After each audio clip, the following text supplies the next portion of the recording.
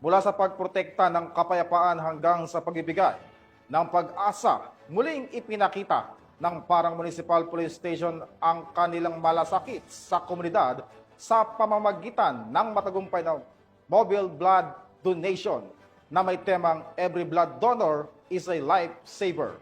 Patrolwoman Veronica Lagi sa balita. Tagumpay na naisagawa ng mga personahe ng Parang Municipal Police Station ang mobile blood donation activity sa Barangay Making, Parang Maguindanao del Norte. Nito lamang ika-13 ng Agosto taong kasalukuyan.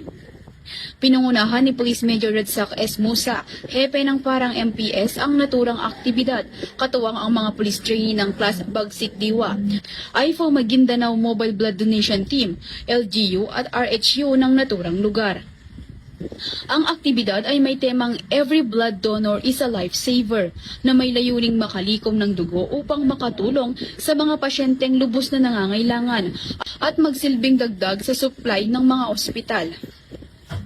Bahagi ito ng pagpapalaganap ng pangunahing pagpapahalaga ng PNP sa pagiging makatao na kung saan, bukod sa pagpapanatili ng kapayapaan, ng kaayusan at kaligtasan ng publiko, ang mga kapulisan ay handang magbigay ng tulong upang makapagligtas ng buhay sa pamamagitan ng kusang loob ng pagbibigay ng dugo.